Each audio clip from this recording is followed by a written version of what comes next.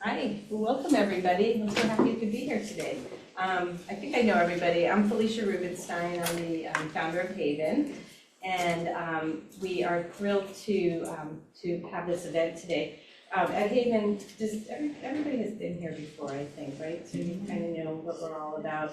We have 5 pillars of focus at HAYVN. We focus on sustainability and social impact, health and wellness, entrepreneurship,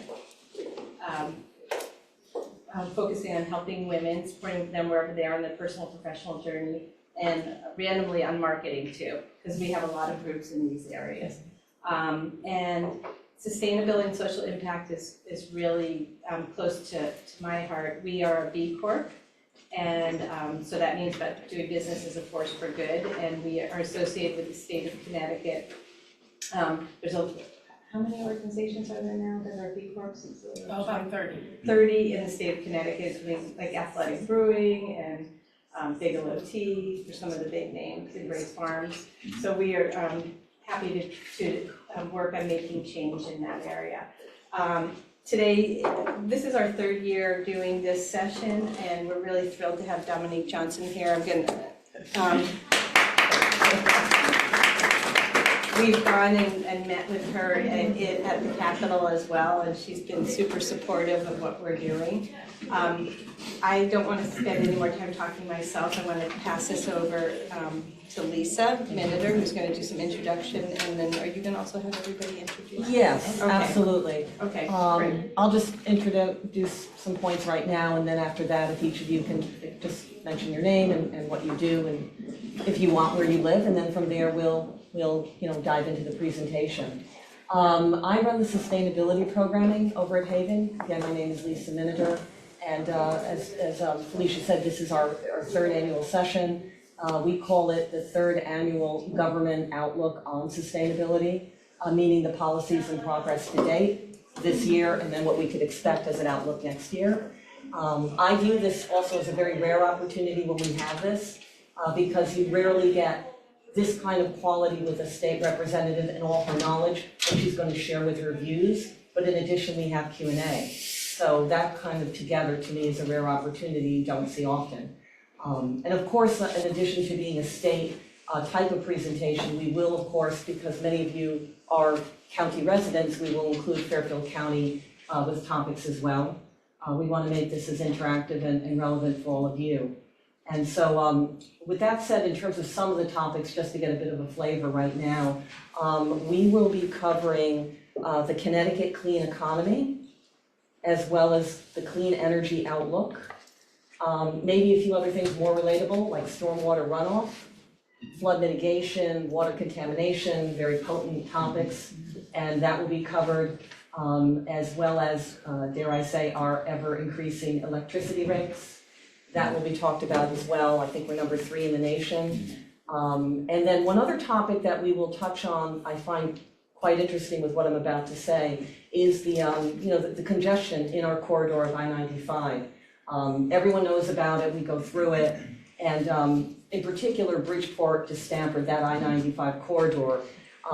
That will be talked about as well from a DOT standpoint, but I happened to read something, I believe it was in the journal, and I believe it was a DOT-related stat, but it turns out that actually that corridor, Bridgeport through Stamford, was the most congested corridor in the nation early this year. And so I found that relevant to mention because when you look at it, we're not like an LA type of traffic map. Population-wise in particular, so it was very telling that we were at that time the busiest turnpike corridor.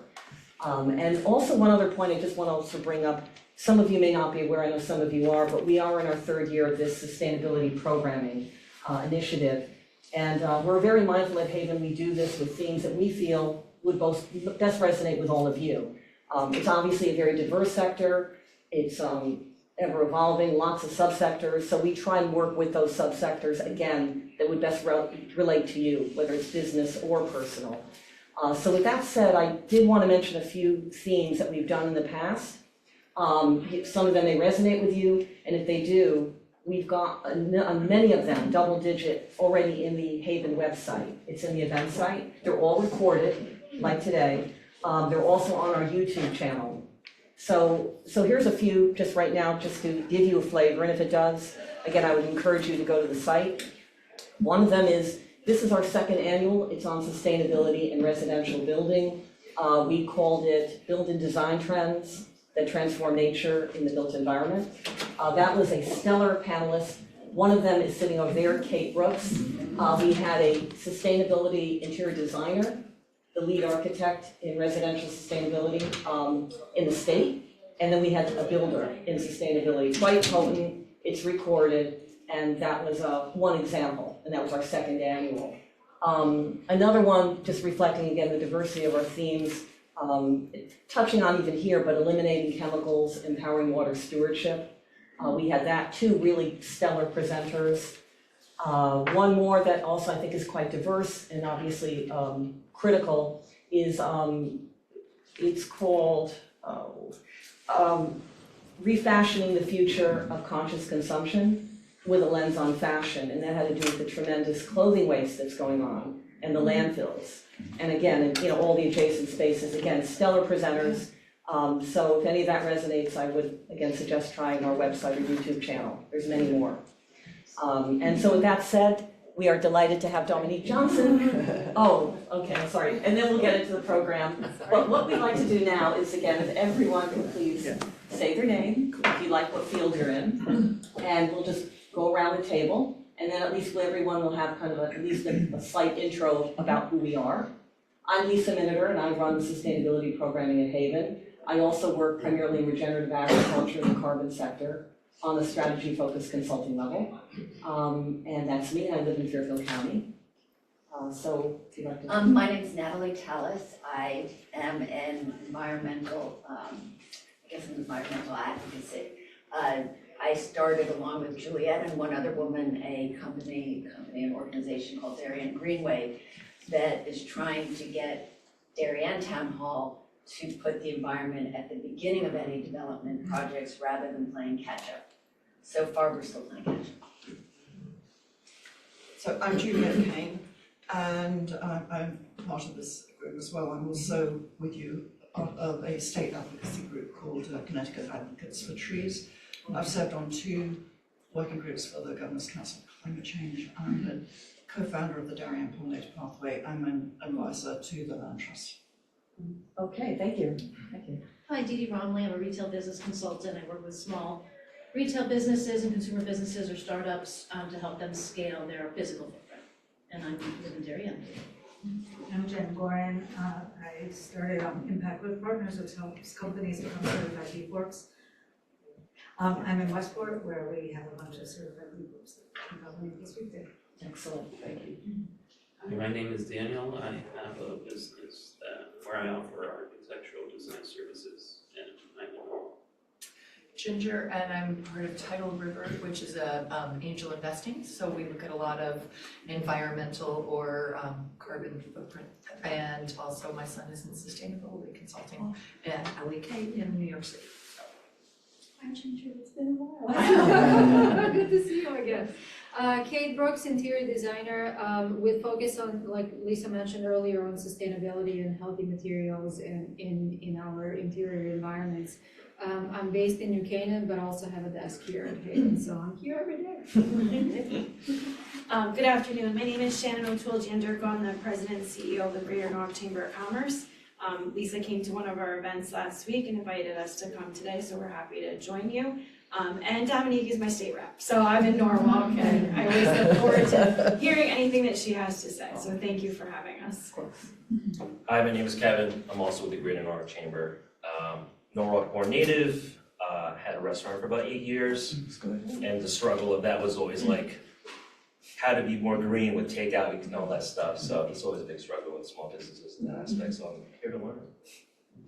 I'm Christine Legende. I am a professional stay-at-home mom, but I've done several things over the years that are sustainability focused. I was on the Darien Committee for Sustainability and our Recycling Advisory Board for over 10 years. We just finished our 3rd Sustainable Connecticut application. We got silver status for the town of Darien, which is fantastic. I am part of the team that has brought the swap shop back to life for the past 2 years, and I'm on the, one of the apparently one of the founders now. So for the second Swap Shop reiteration, and so that is what I do every week. Thank you. Excellent. I'm Amy Sarbanowski. I'm president of the board of the Darien Land Trust. We have a two-part mission. One is to preserve and protect land, and the other is to promote conservation.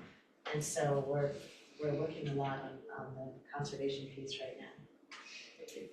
I am Elizabeth Mathis, and I am the executive director of the Land Trust, and I'm really pleased to be here because I work with a great team. I don't think we make progress without reaching out across the aisle and reaching out to the people who are doing a heavy lift every day and getting to know them and partnering. So it's great to be here.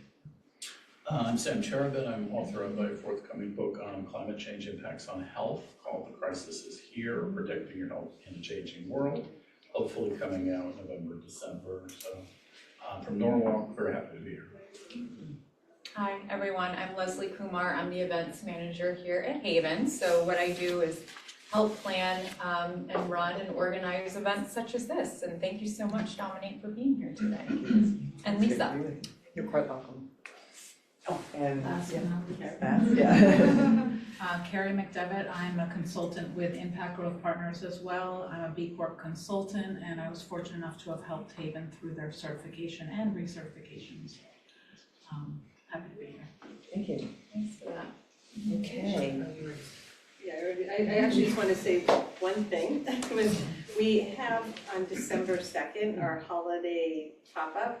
I don't know if you didn't mention that one yet. So it's all sustainably focused. So we try to get sustainable vendors, and we partnered with the best of CT Moms. Best of CT Moms, and we're going to have a bunch of clothing. It's not it's high-end. High-end, like gently used clothing that you own, and you can sell it here at the pop-up shop. It's limited to 12 vendors for that, and I think there are a few spots remaining. So if you have some nice clothes that you're just done wearing, you can Or just sell come them. shop. Or shop, yeah, or A lot shop. of people are bringing things that already that still have tags on it. So, it's a lot of fun. It's from 4 to 8. It'll be a DJ food. You should come by. if I can, I will. December 2nd. Yeah.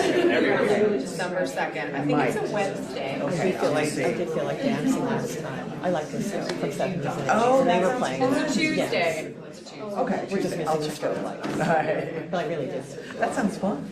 There's new bosses, All keep right. it very busy. Okay, so we're going to begin. I'm just going to introduce Dominique, just her background. I know everyone knows what she does now, but I'll introduce a bit about that, and then we'll delve into the session. She is not only just our state representative, 143rd district, that means Norwalk, and of course part of Westport. She's also deputy majority leader. She's been deputy majority leader since I think earlier in the year. She's also on committees, many of them, too many to list, but a few that are notable are, of course, the Environment Committee. She's on the Government Administration Committee and the Judiciary Committee. And prior to that, one other point with her bio, for 2 years she was a council member at large in Norwalk. And then prior to that, years before that, her education I find really multidimensional. She has a BA in Peace, Conflict, and Social Justice Studies. My concentration, but yeah, it was a big part of it. It was communication studies with very liberal arts. Okay. Yeah. Okay. Yeah. And then she went on to Stanford, and she has a MA in communications. Then she went to get her PhD out of Temple in urban education and education policy. So quite multi-dimensional Dominique. She's truly our voice in Hartford in a multitude of levels. She's up there in Hartford often, the Connecticut General Assembly. So again, we're delighted to have this rare opportunity with Q&A. So please take it away. Oh my gosh, So thanks much. Lisa, appreciate it. And it's great You're to welcome. be with her. And it's also just such a great room of folks from different parts of the sustainability sector, and it's always good to see my friends from Norwalk Chamber. That restaurant was good. It was good. I remember. And B Corps, which I'm loving. It's always wonderful to be in a B Corp here, but to talk a little bit about the work we did this past year, some of which was directly related to B Corps, we'll get into. And thanks again, Lisa, for this. This conversation's always, I look forward to it. So when I was here last, a year ago, which feels like a few months ago, because I had space-time is doing strange things, we were talking about trying to pass some bills, because we hadn't, to be honest, out of the Environment Committee. I wasn't yet on that committee, but there were these huge initiatives that we were trying to get over the finish line. I know that's when last we met, we were hopeful that this past session from January to June would see some progress, and we really saw some progress, which is great. So I'll get into a bit of that today. My roadmap here, I think this is the slide. Yes. So some of the state initiatives and legislation we did pass, I want to talk a bit about that, including those two very big bills. Then we have some expectations for the 2026 session, and if I was uncertain about what this past session would bring, I'm probably, to be honest, even more uncertain about what we're going to be looking at coming up in 2026. The Clean Economy Act was one of these big bills, so I want to spend a bit of time on that, and it had a lot of, it literally became, it was the Connecticut Climate Protection Act in 2023, and we reworked it into the Connecticut Clean Economy Act, and we were able to pass it. And so I was very happy to champion the small business provisions, including B Corps, the startup provisions, the job CT workforce provisions, the workforce planning part of it, and that we'll get to. And then lastly, there's an outlook which is very uncertain, to be honest. So that we'll kind of get to that at the end, what that means for clean energy, what that means for affordability, for our utilities, what it means for our ability to plan on these big projects that were kind of becoming a basis of our economy in the state, it seems. But with federal funding and HR1, there will be some impacts ongoing, so which I can't really speak to authoritatively, honestly, but we'll just kind of have some conversations around what the state, as I understand it, including, I'll speak for myself, what we want to see Connecticut still champion and make possible. So that's where we'll go. And I did, and thank you, Leslie, for passing these out. These go out to everybody, so if you're already in my district, apologies, this is redundant. You get this in your mailbox, but we only have so much room, and one of my boxes was for climate, because I did want people to know we were doing a lot of good work here, because I am lucky to serve a district. It has a lot of folks who are very dedicated, like many of you are, all of you are, but specifically like with protecting our natural resources, keeping land open and available to the community for recreation, for just the health and beauty of it, and as well, you know, trying to address some of these issues with waste, you know, frankly, like how do we lower energy costs, and then also how do we ensure that we have less toxic chemicals going into kind of the storm drains out into the sound, you know. And so part of these bills were meant to kind of mitigate neonicotinoids and like Roundup and the anticoagulants that are affecting birds and species. So there's like a broad array of things that we've done, but this is just a little bit of it. So I'll start with state initiatives. So we recently in the Environment Committee, over the summer, they've been having, depending on the committee you're on, these informational sessions, right? To kind of get a sense of, well, what are these federal impacts that we can see already? So the commissioners come in, they kind of give us their assessment, they share a deck with us, which I have if we want to go into some deep dive later. But among the folks that presented to the Environment Committee was our, what's called DEEP, Department of Environmental and Energy Protection. I'm transposing with two E's, but we call these so many acronyms, but DEEP is the big entity. And the DEEP commissioner came in to talk with us, as well as the head of the Green Bank. We were first in the nation. They are committed to kind of keeping some of these initiatives going and really being proactive about it so municipalities can leverage that as a financial resource. And then lastly, we also heard from our Department of Agriculture, because that is also under this committee. And why that's important, I think, too, is because so many of our farms are family farms and small businesses in the state. And so many of these, particularly aquaculture, as we know in Westport and Norwalk, are these one or two people running these amazing, you know, shellfish harvesting operations direct to table, right? And so there's a lot of implications there in agriculture. So we had, as I mentioned, the headline, which is we broke through and we took things over the finish line. And it was a lot of frustration, to be honest, on the part of advocates after 2-3 years of really not getting things there. I mean, you all probably are very well, because you were writing emails on the rope lines, like, asking how are we going to get all this done. So I want to talk a little bit about those bills.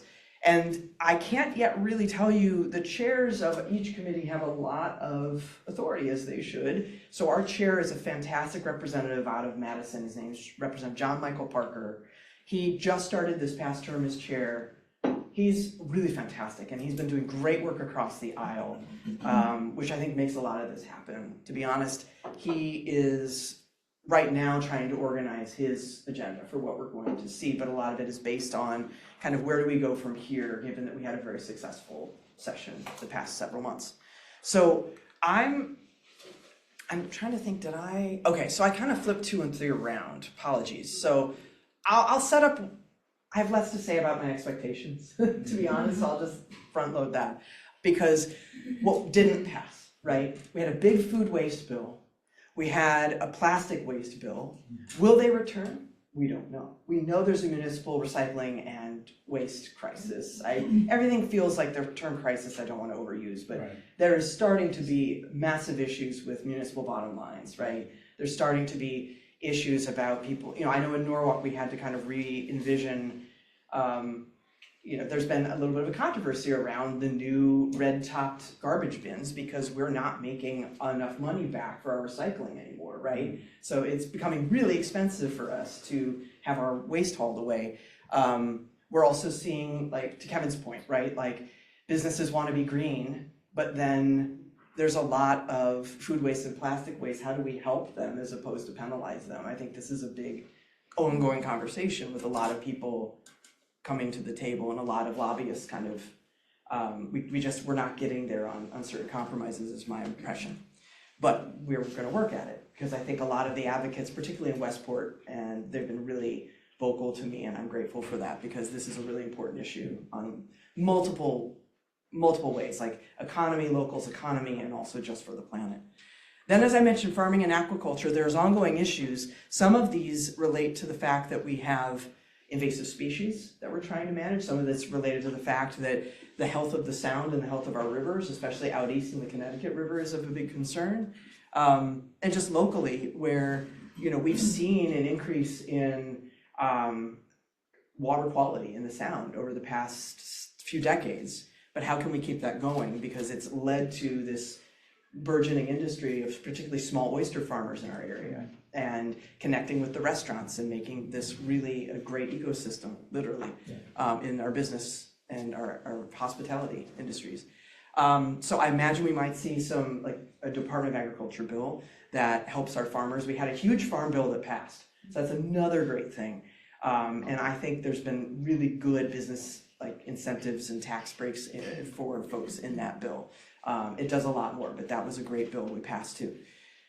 This is perennial, our energy rates and our utilities. We passed SB 4, which was a necessary step to try to take off some of the public benefits charge from the bills and put it into state bonding. That's going to provide us some good relief, but it's fundamentally going to be, I don't want to use the word temporary because it kind of stabilizes, but we know that this is an ongoing problem, that no matter how much we stabilize it, we might see spikes again, right? So then we're going to have to stabilize again. So this is a cyclical issue that I think also relates to the fact that our energy rates might be rising because our usage, there are more demands on it. There's a question emerging about data centers. Is Connecticut wanting to have data centers or not? If we have data centers, should we mandate they have their own power plant because it's going to stress our grid? Like, these are conversations I imagine we might still be having, because there are folks that do want data centers and are like really proliferating, as a part of our economy, but then there are energy implications to that, I think.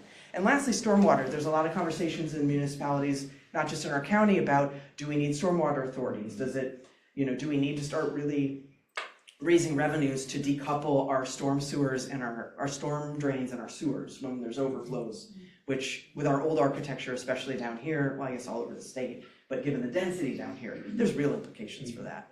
So And we can talk more about what we did in SB9, which was one of these big bills, but we know that's not gonna change, because it would be, you know, some estimates, it's billions of dollars to rip out our lines and put more modern lines in. And we're putting in, when we can, you know, 150-year storm culverts, but sometimes they may not even have the capacity if we have these huge rain events.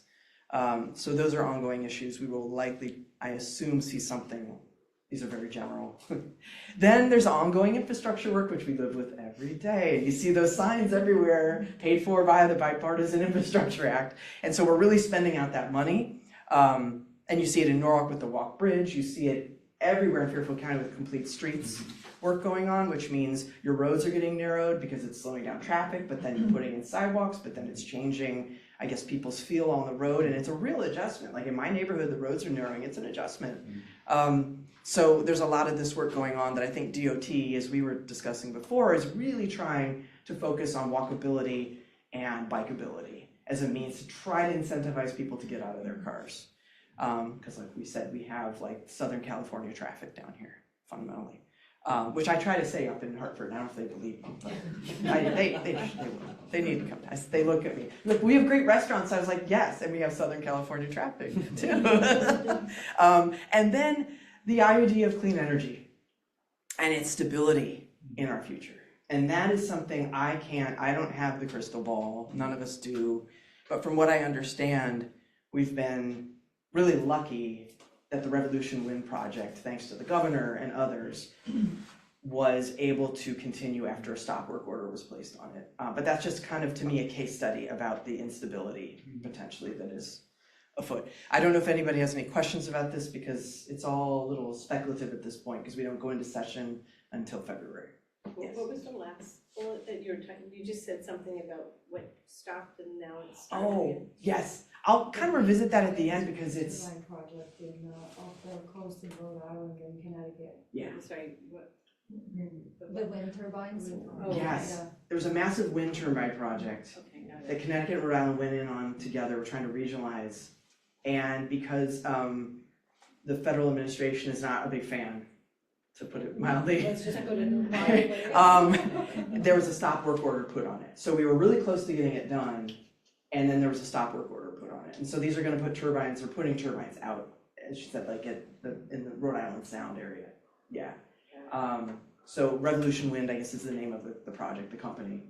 And it got really, you know, so that is, yes, you know more, I'm assuming. I just had another question Yeah. when it came to transportation, so are Yes. there any conversations about an MTA or in like beefing up or increasing the ridership? Because as I've heard over the years, they have actually been reducing, especially for the New Canaan line, they've been reducing the number of trains going, especially directly from Grand Central to New Canaan, because there's that branch. Right.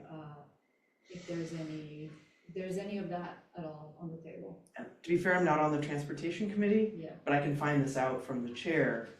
Since MTA is its own entity, as you know, Yeah. the DOT obviously works with them in this way, in partnership. But what I've heard fundamentally is, and I think there's an interesting case study happening out east, which because of, the Shoreline East is a fundamentally different commuter system than Metro North, as we know. But the ridership has never come back from the pandemic, and I think that's the case on Metro North as well. Part of the problem, yeah. And that's part of the problem. Yeah. So when they don't, and then they've raised the fares, The fair. which is another part of the problem. And we don't, and then there's the work from home Fridays, which I think has hit the Metro North. And then that all combines to, how do we incentivize people to take the train and not the car? And also the parking. And the parking. The limited parking. Right, and that you have to be in some places lotteries for your parking spot. And I don't have an answer as to how we incentivize people to take the train in. No, I mean, is there on the state level, is there any conversation, or not, maybe not even the whole state, maybe just the lower state delegates or whoever, they're talking about that, in order to help the transportation and the 95 congestion? Yeah, and I haven't heard of, like, there's been some back and forth with, just as the example, like the Shoreline East delegations advocating for more funding, because they were really severely cutting that because of ridership being down. Makes sense. So I think it would fundamentally probably have to be a bunch of Fairfield County reps advocating for this very issue when we got to the point where things started to seem, I mean, and it sounds like it might be getting to that point where we're gonna have to really, and I don't know. Okay. Yeah. On the same one then, so just, we keep talking about the 95 traffic. Yeah. Do they ever do a study that says what % of those are people passing through the state, truckers and everything, versus commuters versus people who live within 5 miles and are just using it as, like, it's kind of interesting if you said tolls, we don't have tolls. We don't have So tolls. that's always the, like, can we move the traffic somewhere else by charging them enough? No. And that's I don't know if that's ever a discussion. But that's the thing, like this is before I got to legislature, there's the tolls bill that died, right? Okay. A lot of the argument, I'm not gonna oversimplify it, I shouldn't, but it's like around the idea that they saw it as a tax. Right. As opposed to a use fee, but then you're kind of splitting hairs maybe, but I think they could though find out, by the way, we with could. license plates, It's with possible. the cameras on the turnpike, right? Well, Scanners. and now with phone data, Yeah. so Yeah. they But can I tell think, exactly. to your point about trucks, Yeah. like tolls on trucks, I think the sense is people are a little bit more amenable to that. But I almost don't know if that's like, people don't wanna touch tolls after what happened. Like that's just, and that's my sense. But every day's a new day, and every session, you never know. Will that be a priority of the transportation committee? I don't know. Yeah, well, and like we were talking about, you were asking about the Metro North, it only does any good to get more people on that if that's what they're traveling to. It doesn't help if they're really just trying to get trucking or get to New Jersey or That's right. do something else, so. That's true. If you're passing through to go to Jersey to visit your parents, like it's not Or you gonna work help in you. Newark, or That's right. go to the airport. That's right. Yeah. So that would be, we'd have to know that data before we know what the problem truly is, I think, to your point. Yeah. Okay. Different direction, are there any of these areas that you're particularly concerned about, given federal funding cuts or mandates like the cancellation of wind power, anything, any big things like that that you expect to impact? I'm worried, yes. And I think I have a slide at the end about clean energy, which is kind of one of my bigger worries at this point. Because just to be fair, like, I am that person who started like I'm old enough that we didn't call it like, I think we call it conservation in like the early 90s, right? But like I started my club in junior high school, looking back, like where we'd plant trees, like I've cared about this on some level, not connecting it to the bigger movement. But my focus more recently has been on workforce, jobs, small businesses, startups, like that's kind of what I brought to the party. In the big bills, but inevitably, while I'm not a clean energy, that is not my expertise, it inevitably involves that because we have to have a workforce to actually do this work, right? And I'm concerned from a perspective of like, we're gonna lose jobs, right? So to your point, like that's what I can maybe offer at the end is kind of my own little part of that and what my concern is about this. Because we've invested so much as a state in a region in this as a way to stabilize our electric bills, as a way to provide different diversification of energy, as a way to make the market more competitive by diversifying it, as a way to entice companies to come into our state and give these jobs to say our people who are Connecticut residents and not, there was the example of like Yale with its resources wanted to put like geothermal in, and it could, but it had to hire some folks from Rhode Island, as I understand it. So like to me, that's like, oh, I wish those jobs would go to Connecticut folks. So that's kind of my concern, right? Is like we're gonna interrupt an entire planned out vision that is very business forward. But Jen, that's a great question. So hopefully my last slide will do you justice. Yeah, yes.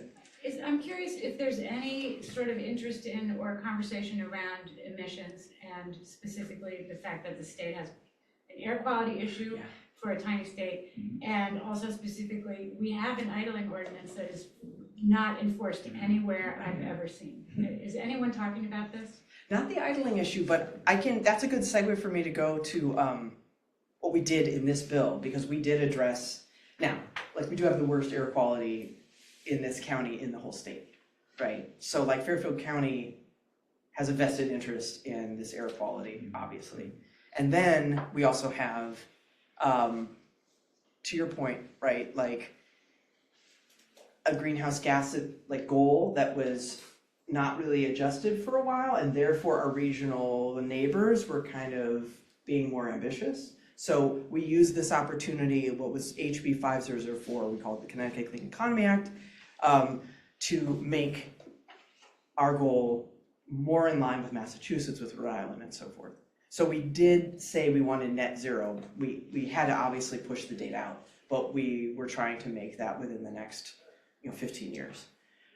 So that's a statewide goal, but there's fundamentally, that's a goal we've just set. So now we have to plan to get there, because the other goal we set, we weren't gonna be on target. We were getting there and the COVID pandemic helped, but that's not realistic because people were inside their houses, obviously. So, but yeah, to your point, this is the first step in trying to say, here's the goal, but now the real work begins is like, how are we gonna do it? Some of what I can speak to specifically in this bill, because it's a huge bill, which we'd be here for hours, but it really was a means to set this goal, make sure that we had pro-business provisions in it. A lot of this included family farms. So if you were a sustainability-focused entity, specifically a business, a startup, a farm, we wanted to incentivize that, because we also know that people come to Connecticut to start businesses because they know that this is going to be a sustainability welcome state. So we wanted to kind of deliver on that. So also Jobs CT is a mechanism to give tax incentives to businesses. And so that we use that as well. One part I'm particularly proud of is the Connecticut Clean Economy Council. That was something the Governor Lamont put in an executive order. So we codified it into state law, no matter who's governor, this is going to be a statute. And it literally is business forward. The idea we had, and Office of Workforce Strategy was incredibly helpful, as was the Connecticut Climate and Roundtable for Climate and Jobs. And we said we needed to have everybody at the table from all sectors.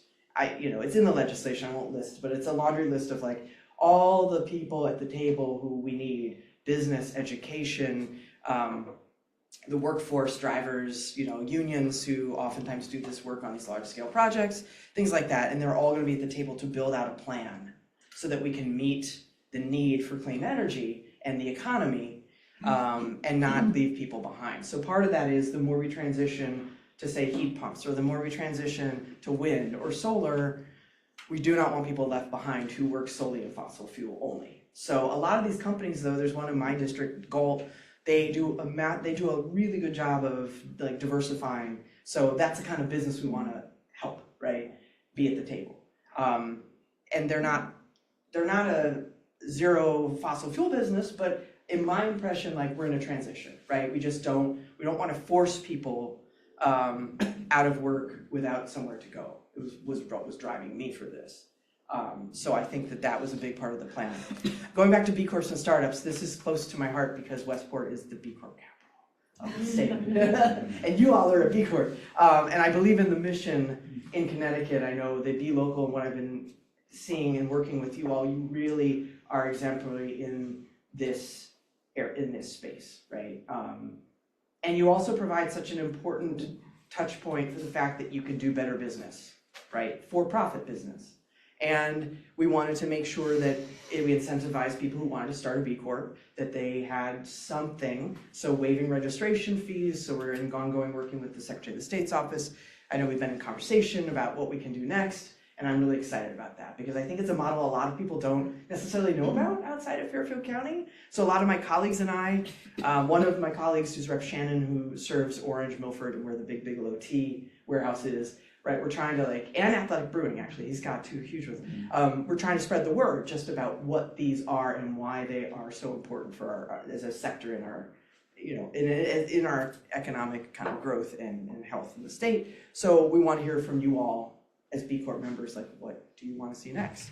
So that we're going to keep working on.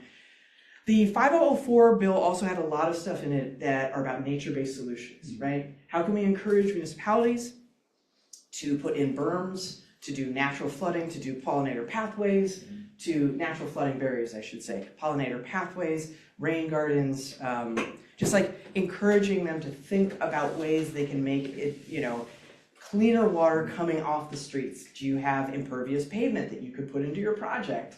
or are you gonna make a different choice, right? Trying to, what you all do, but at the municipal level, trying to incentivize that. Yes. What is that act called? I'm sorry. That's good. Oh, it's HB 5004, passed in 2025. So sometimes if you go on the website, it's not very good. You have to know the year it was passed. But we dubbed it the Connecticut Clean Economy Act. So that's how the press, actually the press might have dubbed it that. I don't know. But that's how it's kind of being talked about if you Google it. Yeah. I think the one thing that disappoints me about that bill and that nature-based solutions Yes. in particular is that if you go back to 2012, 2013, two-storm panel, you will see recommendations that are effectively nature-based solutions. Yeah. And after that, you've got the Governor's Council on climate change, then you have specific working groups that I had worked on after that drill down. You have a ton of recommendations, and they include action steps, and if they don't have specific action steps, you can see the action steps that are necessary to achieve a particular result.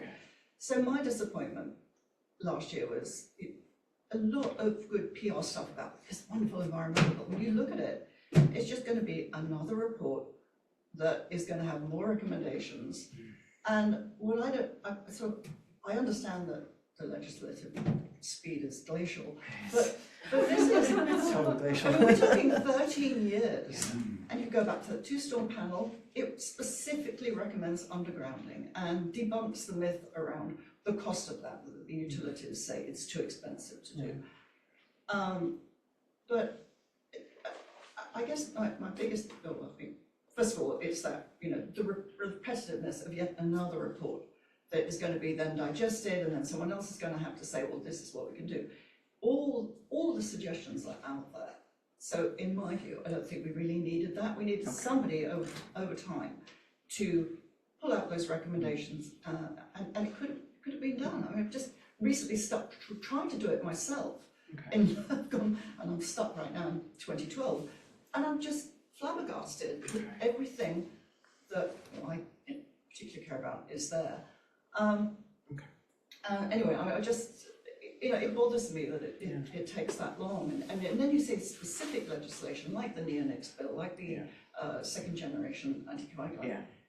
4 years, and they're still coming back, and it's death by 1,000 cuts. So the most important people, it seems to me, in the legislature, interfacing with the legislator, are the lobbyists. It's the utilities, it's the pesticide industry. So people like us are really, unfunded volunteers.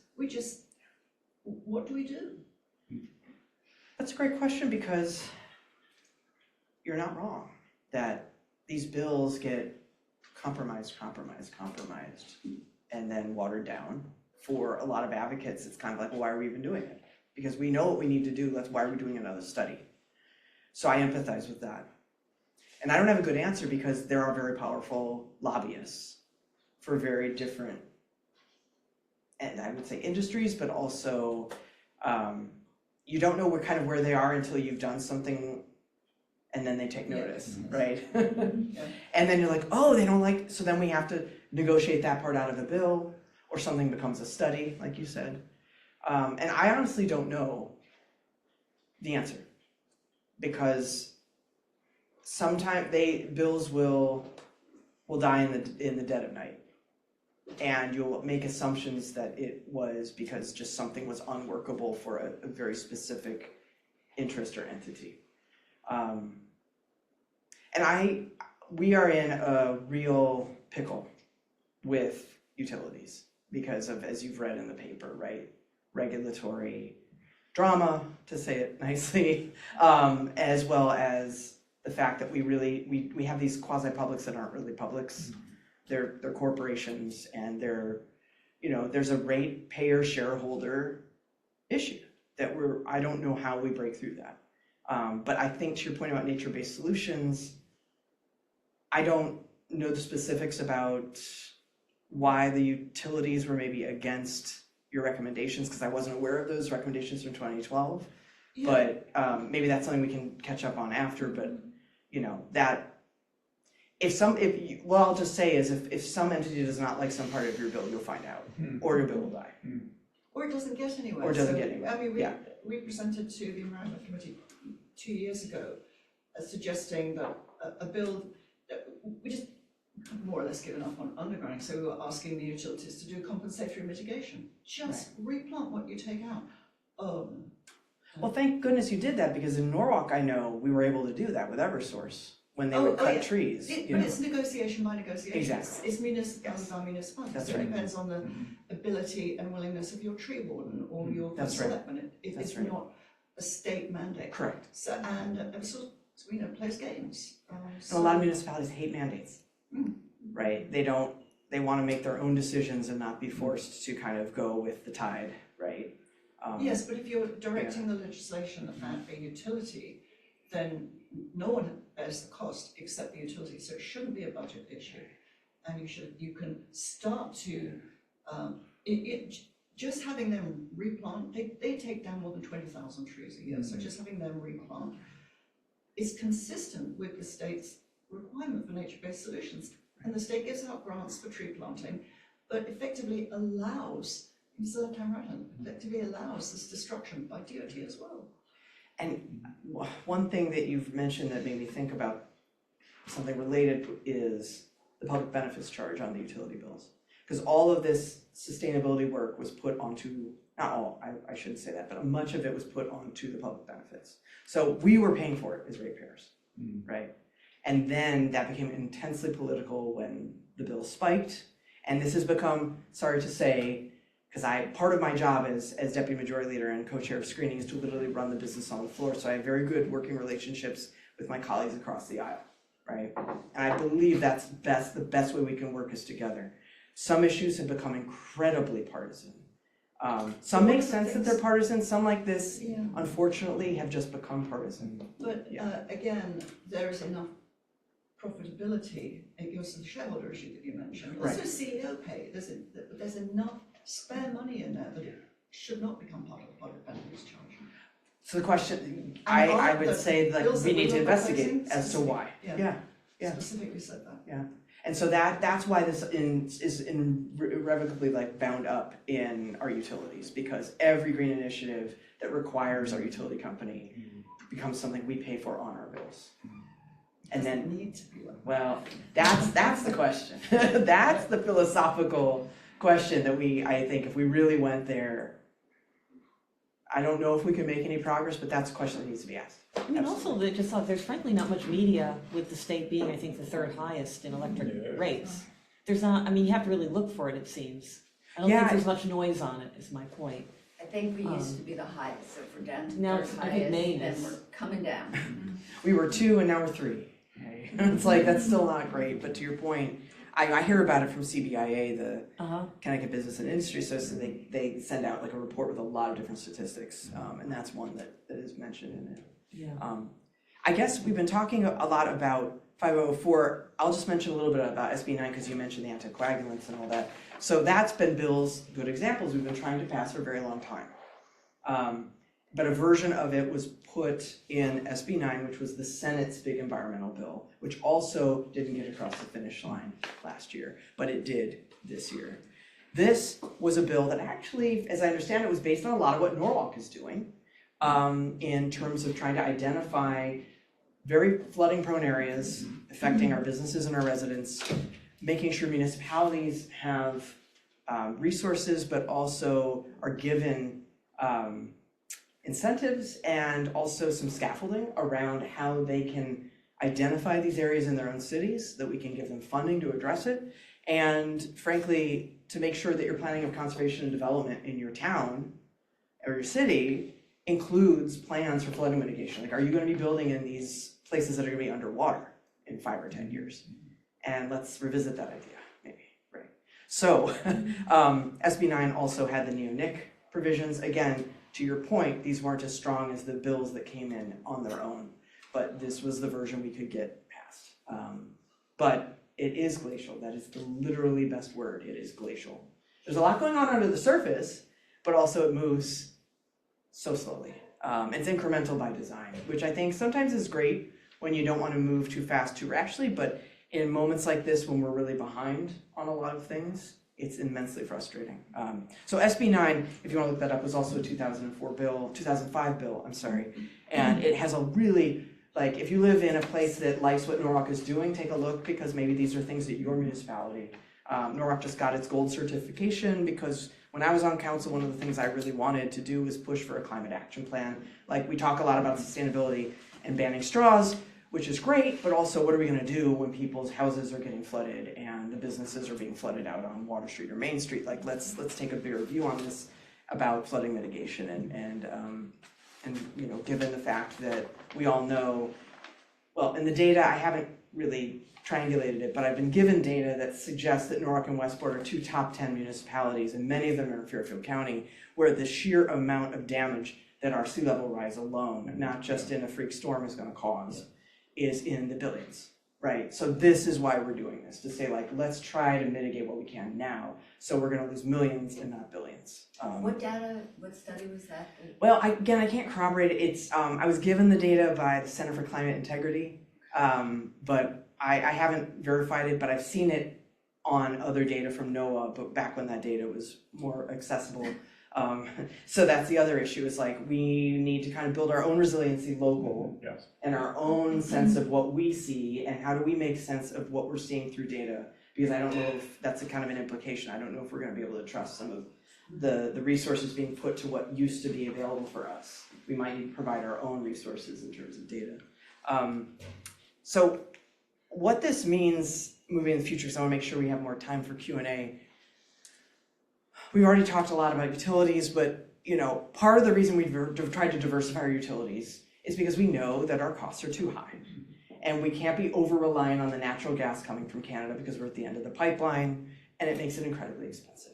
And if, as with anything, the guiding theory is if you diversify, it will create competition. If you diversify, you have more options when, say, there's a war in Ukraine, and all of a sudden, the fact you have nuclear power means we have lower energy bills, as opposed to people who are way overly dependent on natural gas, just as an example.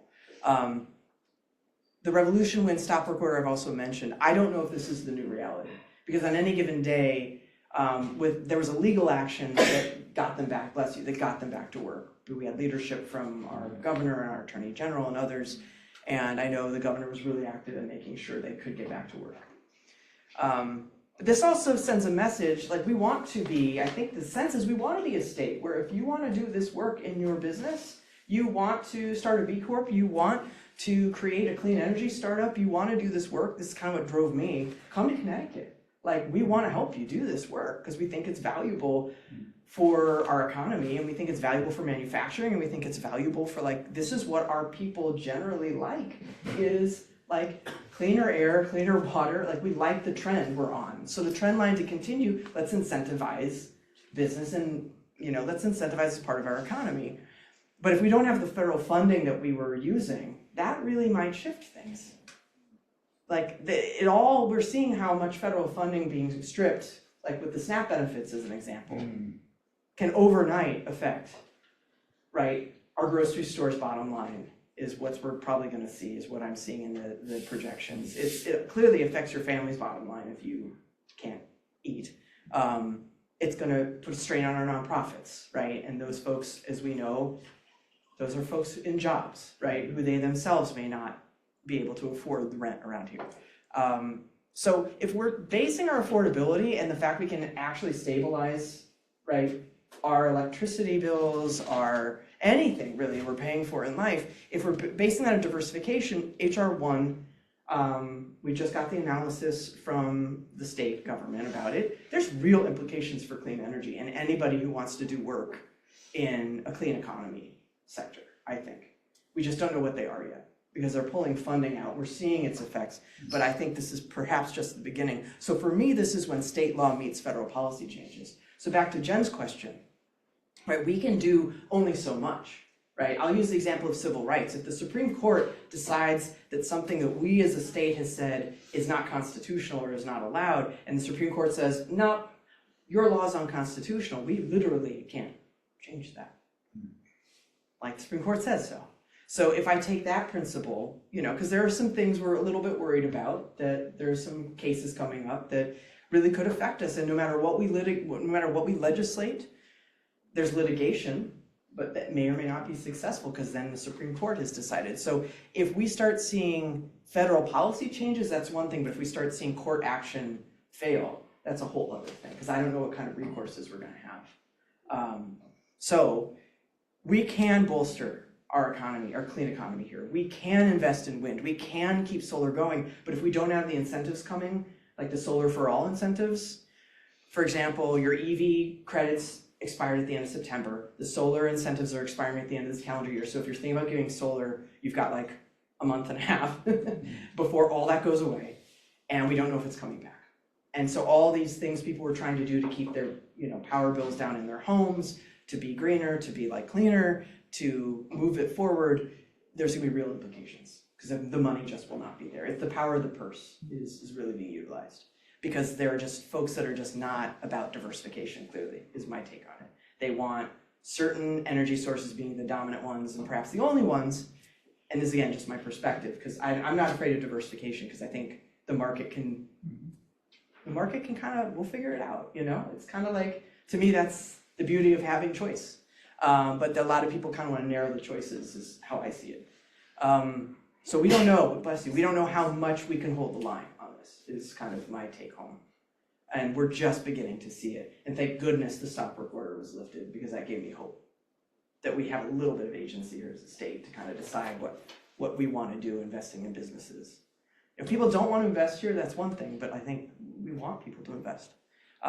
So that's not a thorough answer to your question, Jen, but that's kind of my take, and I just want to thank everybody before we have more time for conversation. I don't know the time, so I want to be mindful of it. We're fine. One other question is something we had covered a year ago, the recycling rate. Right. And I think it was supposed to be 60% at the end of this year, and I think we're at 40, but is there anything more to kind of break down from that recycling rate where we're expected to be? But I remember reading that it was supposed to be from like 2022 to 25, the recycling rate for the state, not for Oh, the I don't know about the that state. one. Okay. All right. Yeah, and I even know on Norwalk, if you've got anything to bring I up don't with have that. the latest data on Norwalk. What I Okay. do know is, right, this is becoming an issue because we can't. Well, it's the waste of the weight, right? Right, the taxes weight. pay it. Yes, and we're starting to see that it's we're not making money off of recycling the way we had projected, and we're also seeing it's more expensive, so we don't want to pay somebody to take away our,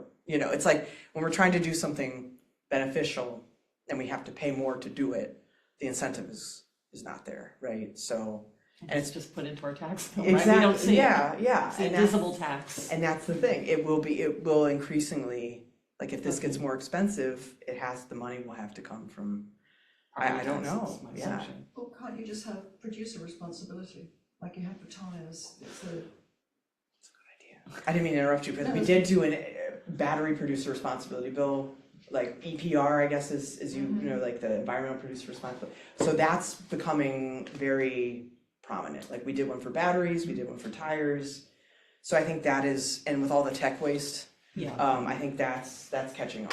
And that takes the pressure off the consumer, because we're made to feel we have to recycle, but when there's or we're sort of responsible for our own waste. So when you can only go to the grocery store and buy stuff in plastic, or it's all wrapped, what's our choice? It's the producers who are designing their products in a way that you have all this trash, and so it's the producer that should take it back or not package in that way. Right. And that shifts the cost. For the big items, I think we're able to get some ground on that with like the batteries, the lithium batteries in particular. I think it's a model that's working. You're right. I know Felicia. Yeah, no, I just was gonna ask, obviously there's a lot going on, but then it's also very upsetting, kind of feeling helpless in a way, but do you have any key points, takeaways that we as a group, we as individuals can do to make a difference here in Connecticut? It's a great question, because I think you can feel helpless, and I don't want to feel hopeless, because I think we take, in many ways, like taking certain things as like, oh, we're in Connecticut, that's not going to happen. Like, we'll always care about the environment, right? Because we live on this sound. I don't think that's the reality we're necessarily in, and we have to articulate, That's definitely not the reality. right? So we have to articulate what matters to us so that people just don't assume the status quo is okay. Because right now the status quo, I think, is not, the emerging status quo is not okay with a lot of people depending on what issue we're talking about. And of course it varies quite a lot. But in terms of these issues, and this is something I don't know, this is something I've encountered, is that like, it's not zero sum. Like you can have like B Corps. Why I love the model so much is like, it's a for-profit business, but they also care about these issues. It doesn't mean, you know, you have to leave your passions at the door about making the world a better place in order to be successful in business. And I think that's the mindset, that there's just like, there's no room in environmentalism for business, and I don't ascribe to that.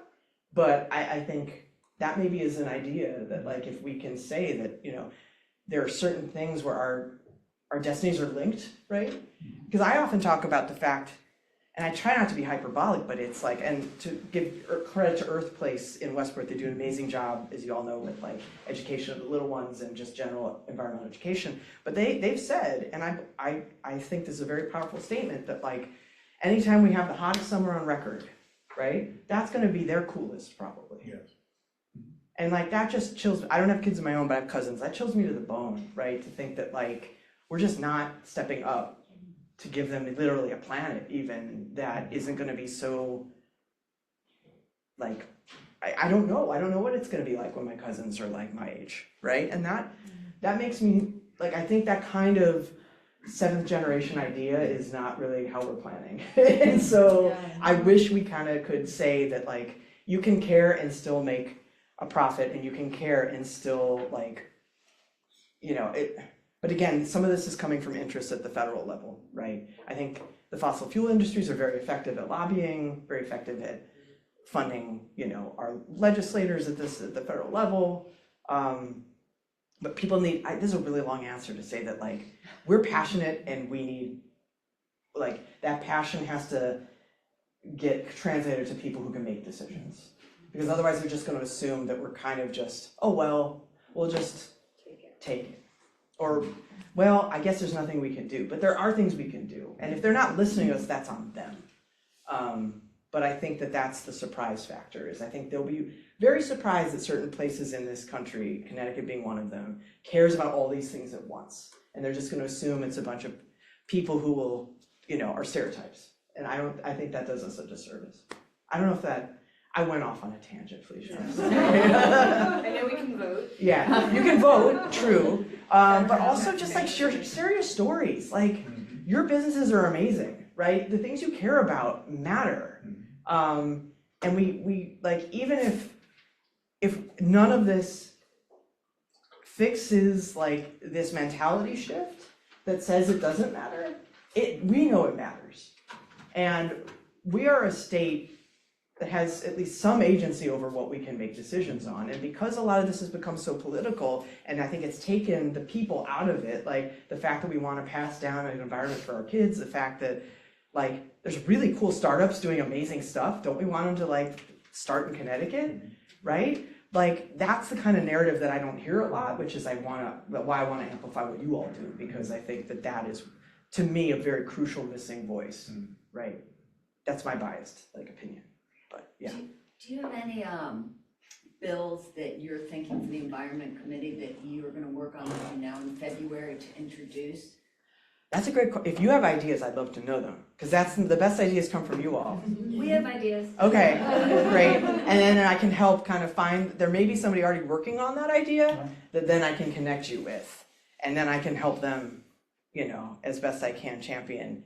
And then I know I am doing work with, I want to do work with extending this work on sustainability businesses and practices, B Corps being another thing. Like, however we can get people talking about, you know, the work you all do and the work B Corps do, I think is a really important thing. Our small businesses that care about the communities they're in, that care about our conservation of the environment, are there, and how do we amplify them? So if you know people, please let me know, because I'd love to put in ideas. All right, I'm gonna be, so I've done work on B Corps on a global level, and I will say they're good, but there are a lot of critiques. They're not rigorous enough.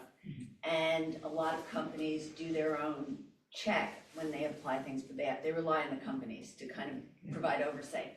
So one thing I would look at, I think they're a great starting spot, but I would be looking more to see what else they can do. And there's no way to, it's very hard checking on companies to see what they are doing in terms of sustainability. But, it's gotta be more than composting, recycling, they've switched their lights, it's, so I would look at maybe doing a Connecticut B Corp, something else, because I bet you those companies who are already interested in that can do more. So actually, we're gonna have an event November 14th, right? Yeah, Should we do this? everyone here should come to that, unconscious business. Yeah. Yes, Do we're you having an want to event in talk New Haven. I was just gonna mention that, of course, no business is perfect. And B Lab, as the nonprofit governing body, realized that. And just FYI, the standards to become a B Corp have evolved. There are now new standards that are in line more with a lot of global, whether it's ECGT or GRI, or they've really been elevated. So just FYI, in case you want to research a little bit, the new standards have been much more rigorous, and it will be more challenging even to become. And are they still relying on businesses to do their own? Businesses don't. oversight? They don't evaluate themselves. B Lab Global has done that.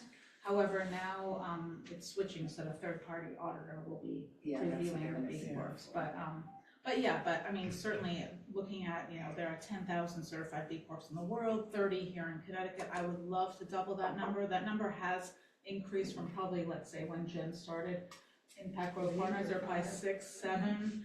I've tried to help certify a lot. I work with companies all over the country. I mean, not just Connecticut, but certainly we've tried to increase that number. And the more we can get the word out, again, nothing's perfect, but I think it's a business model that shows that you can be profitable and care about the environment, care about social impact, and make a difference. So happy to talk about it at any time if anyone wants to hear, or, I think it's just spread the word, right? And then November 14th with Connecticut, because I kind of stepped out just a little bit. It's a conscious business collaborative in conjunction with Be Local Connecticut.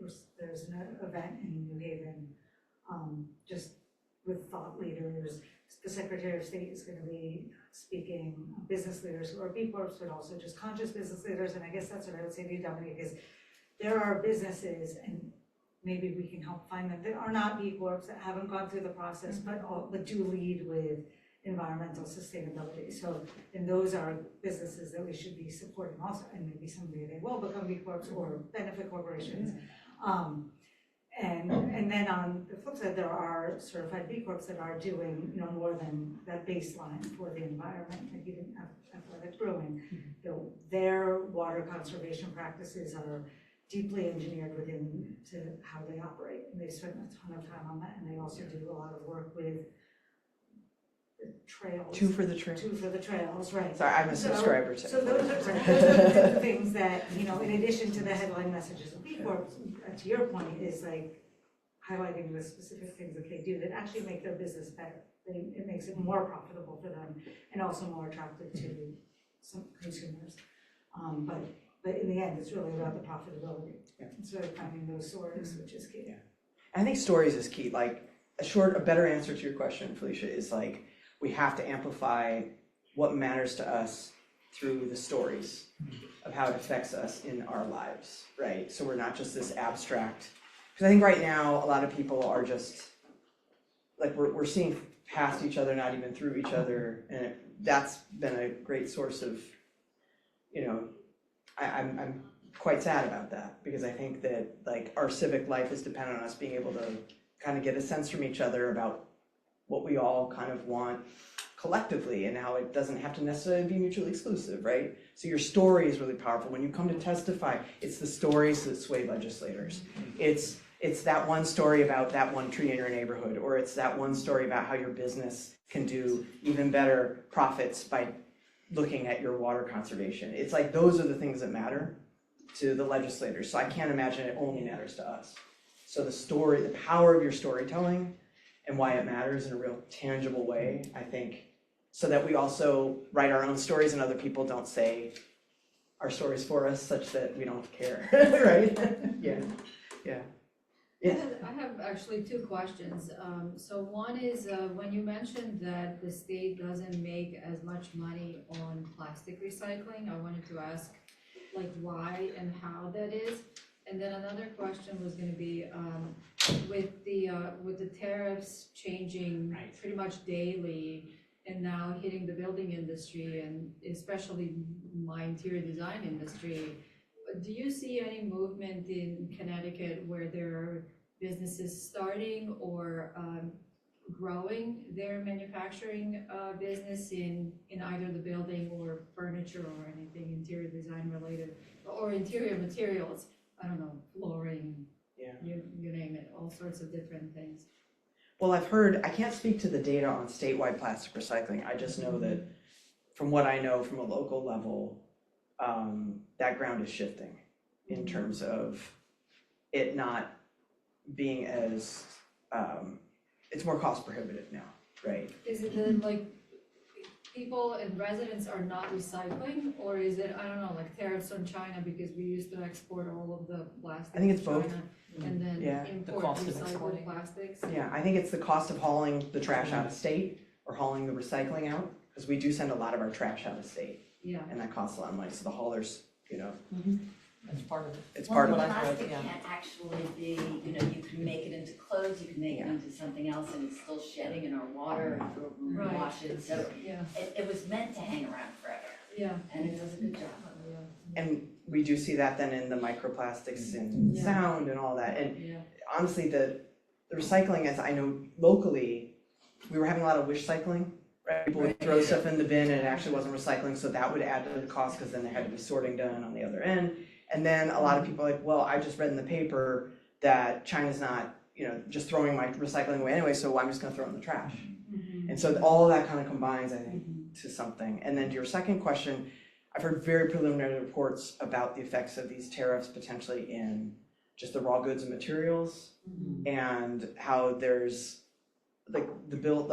there's this housing affordability issue and the need to kind of build, and we have a whole other conversation about what kind of housing where, but just places for people to live close to their jobs generally, right, as I see it, as close as possible.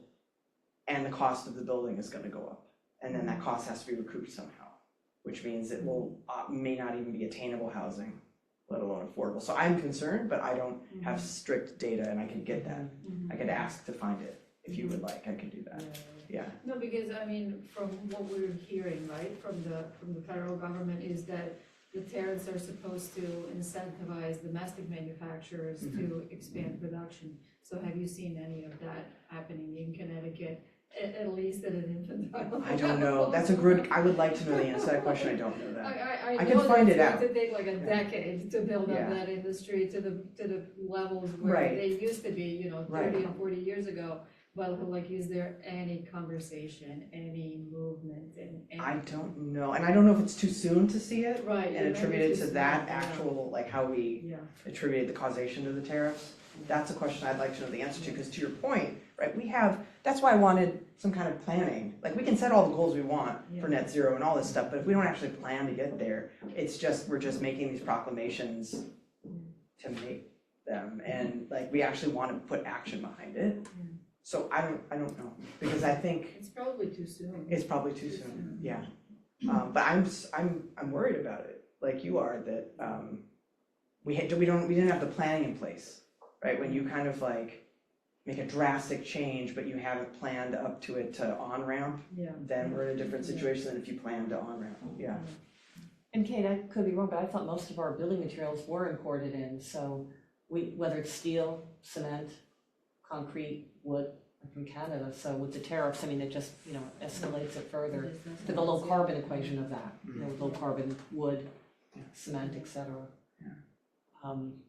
So any other questions in this ongoing conversation? We can have espresso now and continue. It's thought more than anything, it's how do we get the people who should be in the room, because it's, even, we're surrounded, Darien, I can speak for Darien, we are behind in this both, anything to do with conservation, it feels that, and I'm just starting to dabble, you all are experts.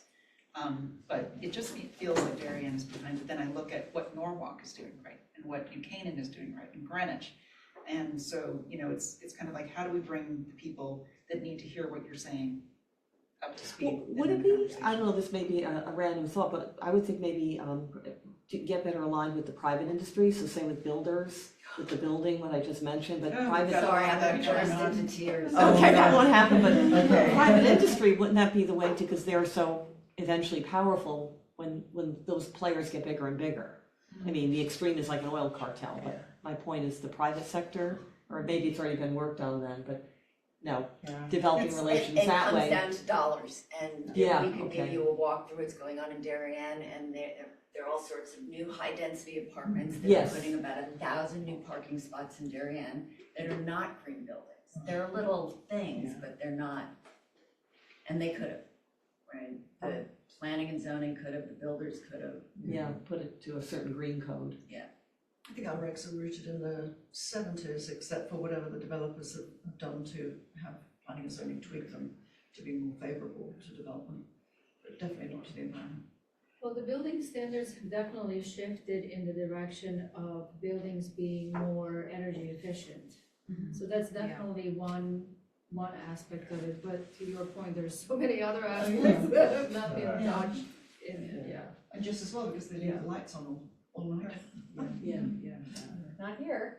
Can I ask, so you mentioned that Norwalk was a gold and Darien is a silver. What was that relating to in terms of, what were the criteria that make us a silver, but you guys get a gold, and is that something that we can work on, because that must be. Ginger, we just got done lucky. Okay. Well, I know from Norwalk, I'll speak, so. What did you guys do to be gold? Well, I don't know the specifics since I left the council, but like one of the things when I ran for so I was appointed for an almost full term, and then I ran for a second. And the second term, I just out the gate was like, we need to focus on some sustainability here in the city because we are just really vulnerable, right? And I think we had some great steps, trying to get plastic waste and stuff, but I was trying to think, how do we have a plan? You can tell I like plans, but I don't like plans on the shelf. I was a former consultant, so I was the person doing the plan, and it would kill me if it went on the shelf, but I want the plan so we can do something with it. So when I said, let's have a climate action plan, because other municipalities were doing it, it was purposely so we could reverse engineer our way to holistic thinking in the city about emergency management response, right? What happens if our water treatment plant, like Sandy, we were really lucky. That's all I'm gonna say, we were very lucky. Things like our businesses on Water Street, I know chamber folks, there's real threats. So I said, how do we reverse engineer to help them? And luckily Sustainable CT offers a bit of a roadmap and a checklist for that I think is standardized best practices. So that's who's giving out these designations. So Sustainable CT I think have to work with them on this checklist to see if you can meet the criteria, but that's what Norwalk did. And I think smartly they planned their climate action plan with everybody at the table. They got input from everybody in a very holistic way, and they said, all right, Sustainable CT, what are your criteria? And they worked on them. And so now after 3 years, it has happened where they got gold and they got leader. But now the question is, how do we sustain that sustainability when, to your point, sometimes you just need someone at the top to say this is important, and put the effort in. Yeah. We went yesterday for they did a little ceremony. Oh, that's right. Yeah, the mayor appointed a director of sustainability and resilience. So that's the thing, he made it a priority. It was given to somebody, she moved from Chicago, this is her specialty and her passion. Yeah. And she did compliment the city that a lot of the work had been being done over several years, but she had to do the chasing and the corralling and the follow-ups and making sure that all the T's were crossed and I's dotted to get the designation. That's right. But she said everybody was a part of it, every city department had to be at the table to get it done. That's right. So the plan of conservation and development, which, does everybody here know what that is? Yes. We're doing it coming up this year. Okay. So correct me if I'm wrong, but I think that's part of the checklist, like your town has to create You do get a points for that, plan yeah. of conservation and development. But then what's the point of creating that if you're actually not gonna follow it? Other than just being part of the checklist. Well, they do follow, but it doesn't encompass everything that Sustainable CT awards points on. You'd have to go through, so to get gold designation, you need over 5 equity items, and so each town dribbles down, so like we are actually really lucky to get the silver this year for Darien, like really lucky. What do we follow that you see? on the plan? I'll send it to you, because we do a lot, but it is a lot of, I mean, as you know, it's a lot of, there's a lot of spokes in that wheel trying to get this certification, and Darien is not very good at putting that all together. We'd love to get, like Carolyn Bain, literally that woman is a saint, and she's the reason we got the silver certification. I'd love to get her appointed by the town as our sustainable CT liaison. We're working on it. I think the Norwalk is the only one in the state that has the Dredge Museum. She is. Yeah, She she is. is. This is another one. Document that's reviewed often. It was like one other, but Jodie's Jodie, right? Jodie's Jodie's first first workshop, workshop. when she came, We I do remember follow meeting it. her. Yeah, that's right. Yeah, I invited her here, but she couldn't make it. Oh, definitely. It's a lot of Yeah, focus I on do the through development LinkedIn. side, not the Oh, of course. execution side. Right, so. And a lot of developers don't believe in sustainability. Yeah. I don't know if it's lack of education or lack of. Some of the buildings, none of those newer ones with rentals have sustainability that you know of. 3 times now, once. No. Jodie would know, I know. Yeah, she would know, but I don't think that, I think also they were built before this became a more citywide conversation. You're right, they were all rehabbed. All right, I have one question I ask all elected officials, because I'm trying to know. How many, no, it's not scary. No, it's all good. How many emails, I assume most people email, they're not writing you letters, or letters do you need to get on an issue before you're like, red flag it and you need to pay attention to it? Well, I'll say it this way. The proliferation of form emails has, because it's easy and I used to do it too, has really ticked up. So that's when I see volume.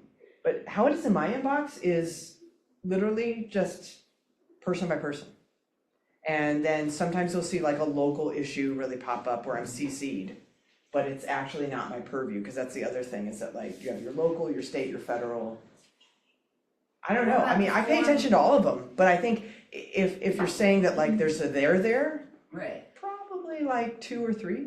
Like that clues it for me that this isn't just like one person who nonetheless is important to listen to, but like if I'm starting to see a pattern after 2 or 3 emails on the same thing, like there's an issue right now with people on a street who've had flooding mitigation, but a part of the project to put in sidewalks, and it seems like the city, there's something going on with the lack of communication, but I'm getting CC'd on it.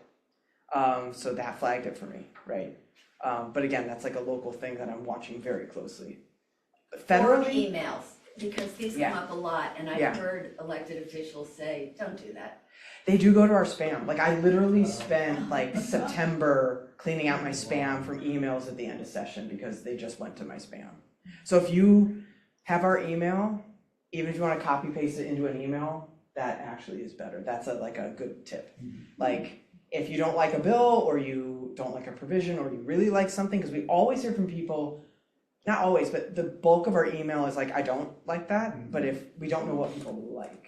So that's another part. Like if you like something, tell us, because then we don't want to fly blind and assume this is just generally a bad thing, right, that we're doing. So yeah, copy paste into our email to us directly, and then it won't go to spam. Yeah. Can I just, a question, how do you absorb all the written testimony you get on the bill? Do you have your legislative aides summarize it, or how does that get absorbed? Well, I sit in all of the public hearings I can, either on Zoom or in person. And then while I'm there, I read what's also been submitted. Because oftentimes people submit and sit there in person. Sometimes it's just written up, I often just. Yeah, sometimes it's written up. So I read it before I vote on bills. There's a caveat, because I'm co-chair of screening, all Mondays I'm not in. So I have to then go back and read all the testimony for the bills I missed. So that's how I do it. I don't know how other folks do it. Some folks have their aides do summaries. The nonpartisan staff puts out summaries of testimony. So a lot of the testimony is also form testimony. And unfortunately, that gets very ineffective. So if you're like the seventh person reading fundamentally the same script, people will, it's like a tip, like they will tune you out.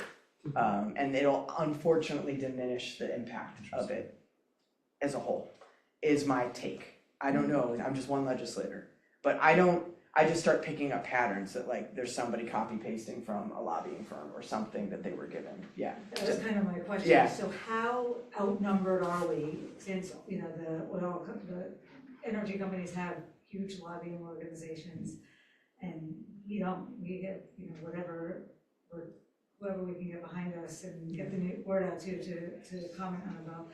So how outnumbered are we, and is that taken into consideration? You're like, yeah, that's just, you know, is there anything we could be doing to be more effective lobbyists? Well, I think, you know, what's interesting is that like the lobbyists are very good at lobbying. They're hired, you know, there's only one firm, as I understand it, left that does not take corporate clients. So like people are, you know, they hire these firms and they do a good job. However, when you don't have that and you have a coalition, like I'm at solar, wind, like there's some interesting partnerships that are gonna emerge, I think, out of this new federal reality that may not have existed beforehand. Is kind of one of the thoughts I'm having. It's like all of a sudden you have an industry that's fundamentally getting run out of town, like solar and wind. There may be some really interesting partnerships or at least coalitions that can be built where we would otherwise not have thought to do that. So there's that. And they may have access to lobbying that regular folks like us don't. I guess I'm the legislator now, but you know my point. But when I look at, this is maybe my bias, but when I look at people like all of us who just care about an issue, who are working deeply in our communities, that to me matters more than anything somebody can pay for. But I'm one of 151, but I think it's the storytelling. Like, it's sometimes one person with the right story. Like, for example, the head of Connecticut Children's took time to testify on Zoom about the literacy fund I was trying to set up and how important the Dolly Parton Imagination Library was. That swayed somebody who was very crucial because he gave the stats, the pediatric wellness stats for what happens when you read to a child starting at birth. Like, and they didn't know it. But it was like this trusted expert who is just, you know, obviously he's like a big deal in the children's health world, but like, he didn't have to do that, but he told that story and it worked, yeah. Now the clean energy issue, Yeah. do the Republicans all side with the energy companies or, because I know like in some states, there's been some pushback on Trump's clean energy project cancellation and cuts and stuff, so what's the dynamic here? It's hard. I'll use the example, so the first iteration of what ended up in 504 was my Green Jobs Corps bill, which was a workforce development bill out of the Higher Ed Committee in 2023. It was bipartisan, it was passed almost unanimously.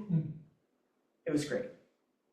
Then part of that got taken and like put into 5004. But that wasn't enough for people to stick with it because there's all this other stuff in it they didn't like.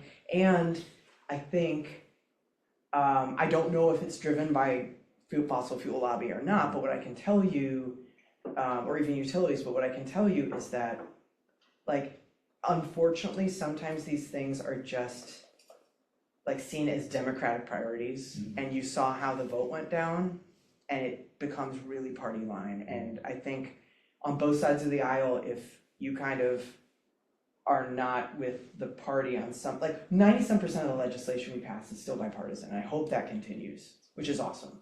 But then it's these rare bills, and this has become one of them, where it just sits on party lines. And there may be people who are willing to support certain parts of it, but they can't support the whole, or they're not willing to press that green button, and then their party leadership sees that and they're like, oh, maybe not. You know, like there's a little pressure. Yeah, and that goes on both sides sometimes. But I don't know, Jen, because like, it's sad because some of the provisions, like people gave me a hard time on the other side of the aisle. Like, you like this stuff? I was like, I like jobs. I like businesses. And they give me a hard time because it's like, that's how we roll. But I think that a lot of them, like say, I have an EV, I like the incentives, but it's like, it's just they're not okay with some of the other parts of it because they see it as picking winners or losers is kind of the conversation I've had. But again, this isn't, not all Republicans are against this stuff. They're just not. And I don't wanna paint that picture, they're just not. Some people might, but that's not my case. They live in coastal communities, they care about these issues, and if you work on them one-on-one, that's gonna be impactful, because you'll find out what they actually care about, and then we can work to get that as a part of the bill. That would be my suggestion, yeah. Was this being recorded?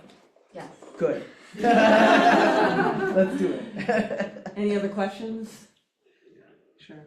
So I'm kind of like interested in like data centers because I've been seeing a lot of, mostly like really low income, like cities where in states like people didn't know that they would be coming like nearby and then they realize it's impacting like the water supply and like the grid is being affected completely. Yeah.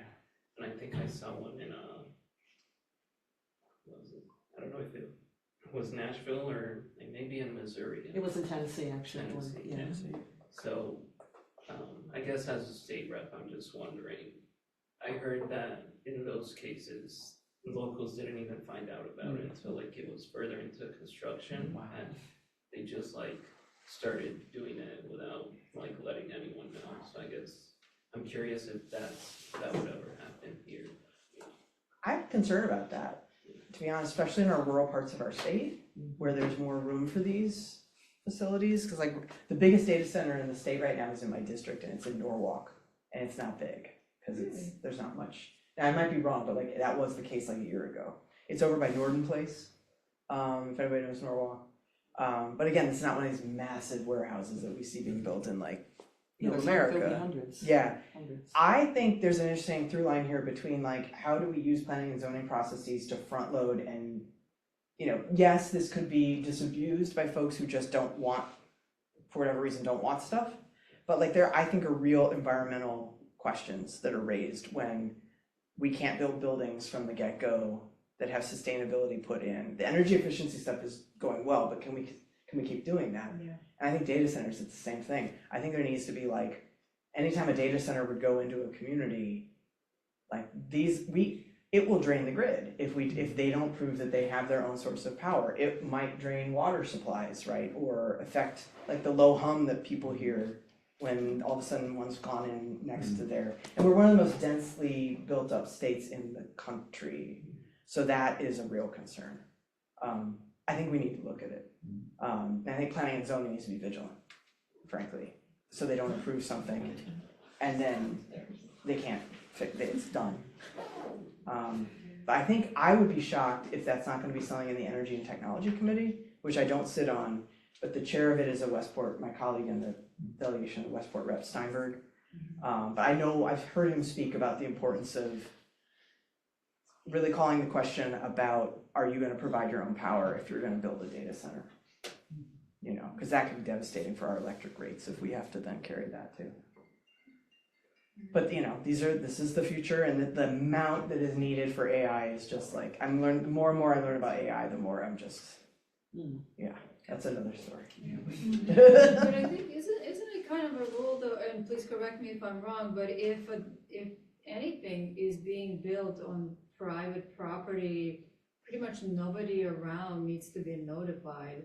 Whereas I think, and actually maybe it's different with the cell phone towers, but a couple of years ago, us in New Canaan had a big question, whereas a cell phone company, I forgot which one exactly, wanted to build a cell phone tower in the backyard, or actually in the schoolyard, like in a tucked in corner of an elementary school that actually my children went to. And that never happened because of the neighbor outcry, because it was on a public property bordering, personal property. But then maybe a year later or something like that, there was just a cell phone tower built out of nowhere in somebody's backyard, so private property, and nobody around got notified about anything. So I don't know, maybe that has to do with, to your point, planning, zoning, building departments, of what type of structure needs to be, announced to neighbors, neighborhoods, towns. Because this is not going to affect only the neighboring properties, it's going to affect towns around, so. it was like I was on the tree conservation group, and people can cut down every tree on their property until you get a law that says they Right. can't. So you have to give the firepower to planning and zoning, so they have it, but as you said, the mayor or someone has to care enough to implement and to invest, so that you could have a rule that says any tree over X caliber or any, and replacing them with what you take out, it means I can take out a, 5-foot tree, but I can put it back in the sapling. That isn't gonna get you anywhere either, right, so. And I think to the data centers, like maybe we're very, as I've noticed, like we're really into kind of opt-outs, which I understand why, because we have very different cities and towns across, even from Fairfield County from the rest of the state. Maybe there's a way, if this moves forward, because there are a lot of people who probably, I won't speak for it, but like contacting the governor's office would be a good thing to just get a sense of, they may want to bring some of these data centers to the state for economic reasons, I don't know. But then will we run into this problem where it's private land, you can do what you want? And like, what kind of, can we pass laws that kind of for very specific purposes for data centers? Because I know that in this debate over housing, there's been like a debate over SEPA and whether or not it is, like preventing housing from being built, or whether this is actually, like, speaking to your point, like a last line of defense for people, on certain projects. And I think with housing, I think it's different. With data centers, those are two like different beasts as far as I'm concerned in terms of P and Z, because like a house, you have a fairly standard set of like what it's gonna pull off the grid and the utilities and all that. But yeah, this is an ongoing issue. I think if we don't address, this is going to, there will be like beyond unintended consequences, like we're gonna need to address it. Because I can't imagine at some point we won't have a data center in our state, right? If we There's still, hundreds already on. if we keep using AI to this level and like, I don't know, maybe they can all go in the middle of the country and that's not great for them, but like, I don't know enough about. I know they've, there's some in West Texas, they're in the Whoville areas, West Texas, Wyoming, Utah. But then there's all the matters we all know with the water, the tremendous water if it's in Utah, the usage, etc. I'm concerned, but thank you for raising it. All right. Well, thank you, everyone. We've had a very robust today. Thank you. Thanks, everybody. I appreciate it. 30 on the minute. Really?